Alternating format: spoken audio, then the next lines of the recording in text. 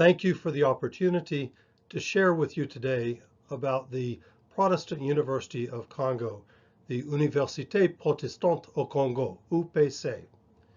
Over the past few months, I have been impressed by the quality of presentations at these Congo Mission Network events, by the diversity of the participants, and by the dialogue between American and Congolese Christians about the critical issues of our time. In particular, I want to thank Jimmy Schaefer for extending the invitation to speak about the history of the UPC. I serve on the board of directors of Education Congo with Jimmy Schaefer and others. Education Congo is a not-for-profit organization dedicated to scholarship support and capacity building in higher education in the DRC, the Democratic Republic of Congo. I have prepared a chronology of the UPC from 1959 to the present. In this, I have consulted as many sources as I had at hand. However, there are others that I do not have right now. I welcome any assistance you may have to offer regarding specific events or persons or available sources. Finally, given the complexity of the development of a university, I find myself left with more questions than answers. Two of the most critical questions are the following. I want to learn more about the role of Presbyterians in the development of the UPC. They were there at the beginning, all the way through, and they are there now. But the details, the stories, the personalities, I'd like to learn more about. The second big question has to do with the United Theological School, a collaboration between Presbyterians and disciples, and the relationship between that school and UPRECO, and the intersections with the UPC through the course of its history. These intersections between the various Protestant denominations and issues like education, healthcare, and socioeconomic development in Congo are absolutely fascinating. After constructing a timeline or chronology of the history of the UPC, I have decided to divide it into 5 basic periods. First, pre-1959, or dreams and visions, that is, the period of imagining a university. Second, 1959 to 1971, from the eve of independence to nationalization of higher education. Third, 1971 to 1989, finding a place to stand in Mobutu's Zaire after nationalization of the universities. 1989 to 1994, from a faculty of theology to a university. And fifth, 1994 to 2021, growing a university in difficult times. As previous CMN presentations made clear, Protestant missions in Congo were often deeply committed to education in literacy and other skills. But largely they were simply church funded until cooperation with the government was made possible after World War II. Nevertheless, during the colonial period, there were no institutions of higher education for Congolese. However, this did not dissuade some people, including Henry Clay Hobgood, from advocating for an institution of higher education at the Congo Protestant Council meeting in 1942. In 1959, the Congo Protestant Council decided to establish a university-level faculty of theology. This was a decision in collaboration with British Baptist, American Baptist, Presbyterians, Disciples of Christ, and Methodist. Independence came on the 30th of June, 1960. And in the fall of 1960, the first academic year of the Faculty of Theology opened in Lubumbashi, or at that time, Elizabethville.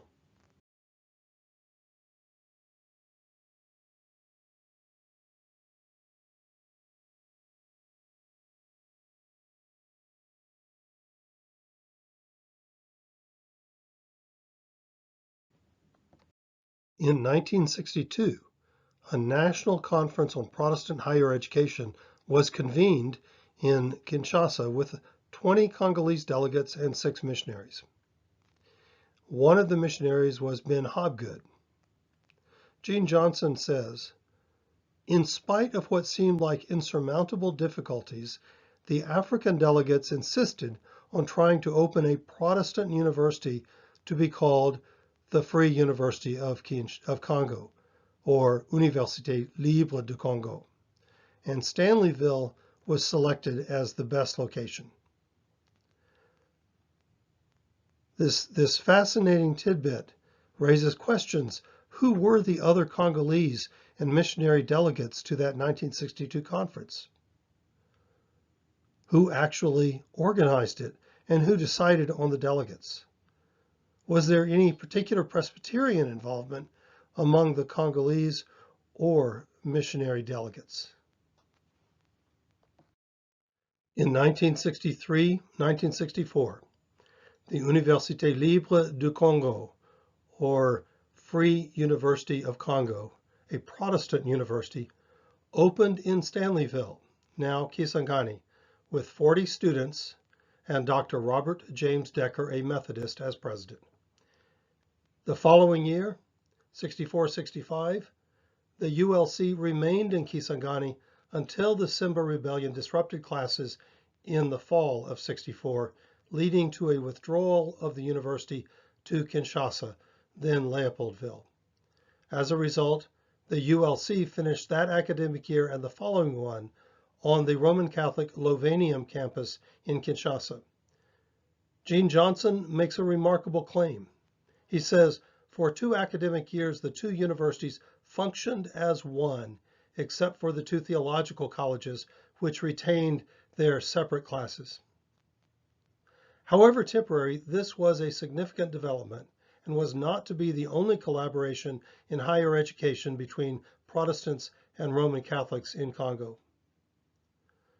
In the following year, 66-67, the ULC returned from Leopoldville to Stanleyville, or Kisangani, under the instructions of President Mobutu.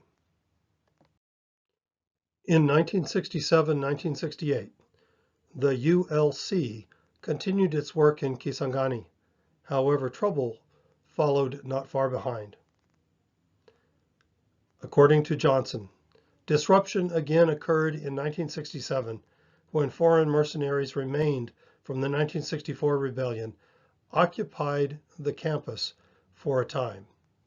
But the period of 1967 to 1970 was the gold age of the university, with more than 100 faculty members of 22 nationalities, close quote. Enrollment had reached 1,250. There were 7 colleges. There were extension courses for adult education in the region. This model of a comprehensive university with a community education agenda must have stuck in the minds of its leaders, both Congolese and American, in the decades to come. In the 1970s and 1980s, the university experienced a lot of uncertainty. In 1971, Mobutu not only changed the name of the country to the Republic of Zaire, he also nationalized all of higher education.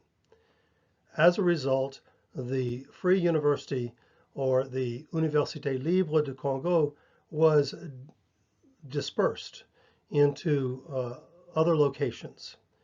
The theological faculty remained, but it went through almost 20 years of trying to find a place to land, including a few years in cooperation with the Institut Supérieur Theology de Kinshasa, a Roman Catholic institution of theological education. In any case, the turning point and the modern history of, or the more recent history of the UPC begins with the year 1989. In 1989, there was a relocation and reorganization of the Protestant faculty of theology. The College of Theology was given land where the Cathédrale Centenaire, or the Centennial Cathedral, had been built, and money was provided to build classrooms, a library, offices, housing units for faculty, and small dormitories for students. In addition to this relocation, the Conseil d'Administration, the board of directors of the Protestant faculty, decided to establish a faculty of human sciences, thus becoming the Protestant faculties of Zaire, FPZ. The following year, the faculties had an opportunity to imagine becoming a university with a change in government policy.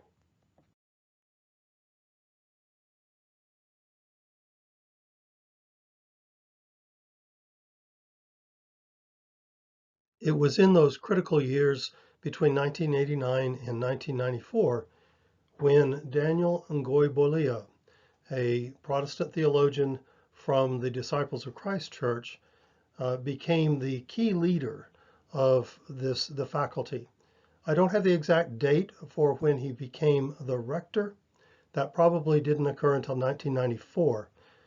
But Ngoy-Bolia, along with Ben Hobgood, are a central theme of the organizational development of the Université Protestante du Congo. In 1994, 3 key steps were undertaken to establish the university. First, the Faculty of Human Sciences was renamed the Faculty of Business, Administration, and Economics. Second, the Faculty of Law was established. And third, the name of the institution was changed from the Protestant Faculties of Zaire to the Protestant University of Zaire, Université Protestante au Zaire, UPC. Further organizational growth took place both internationally and domestically. Internationally, the North American Liaison Bureau, later called Education Congo, was established in 1998 to help coordinate scholarship funds for the UPZ or UPC. Spearheaded by Ben Hobgood, it also included others. Just as in the founding of the first Protestant faculty, it was a collaboration that included Baptist, Presbyterians, Disciples, Methodists, and Mennonites. In addition to this important external development, which helped organize and channel funding as well as other forms of support for the university, there were continuing internal changes, including the development of a Faculty of Medicine in 2006 and the development of a Faculty of Information Sciences in 2017. In addition to organizational change and development, there was substantial enrollment growth from 1989 to the present. In 1989, there were about 200 theology students, and today there are 8,260 students in 5 faculties. It is significant that this growth has been a long, steady growth over the last 30 years. Since the end of the ULC in 1971, there had only been one Protestant faculty, theology. But with the addition of faculties of business, law, medicine, and now information sciences, the university is increasingly serving more professional aspirations and providing new leadership to the country. Despite this overall growth in enrollment, the Faculty of Theology enrollment has declined both in absolute numbers and in percentage of total student enrollment.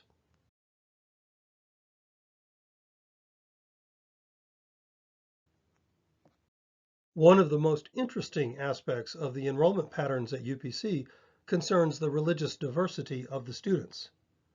Although the UPC is a Protestant university in a predominantly Catholic country, its student body is only about 30% Protestant, with 26% Catholic and over 42% from independent churches of various sorts. The latter churches include many called Églises de Réveil, or Churches of the Awakening. Thus, UPC attracts members of the dominant religious community, the Roman Catholic, and also members of many of the newest independent Christian churches.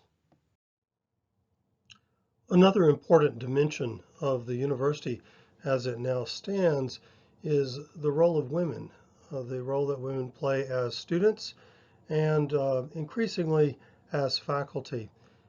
In 2017, for example, there were 4,623 students at UPC, constituting virtually 56% of the student body.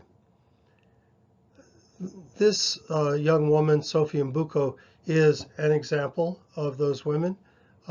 She's from the post of Mondombe in the Choapa province, and with the recommendation of the Community of Disciples of Christ in Congo, Sophie began her studies in theology in about 2011. After finishing her 3-year graduat, she went on to complete a 2-year licence, and then returned to her home post and has served both as a teacher and as a pastor for the Disciples of Christ in Congo since then. In addition to scholarship support, Education Congo works on various kinds of capacity building projects, and in the recent decade, especially with the medical school, including support for students on their stage clinique at Vanga, Chikaji, or Kimpese, and other forms of support pedagogically and in research. There remain challenges, but the progress of the medical school at the Université Protestant du Congo is remarkable given its youth. In conclusion, Ben Hobgood once wrote, "Having survived the Simba Rebellion of 1964-65, the Mutinerie des Gendarmes Katangais in 1966, the Agression Mercenaire in 1967, and the two pillages of 1991-1993. The Protestant University holds its head high and moves steadily forward." Who could not admire their perseverance in the face of adversity? Thank you.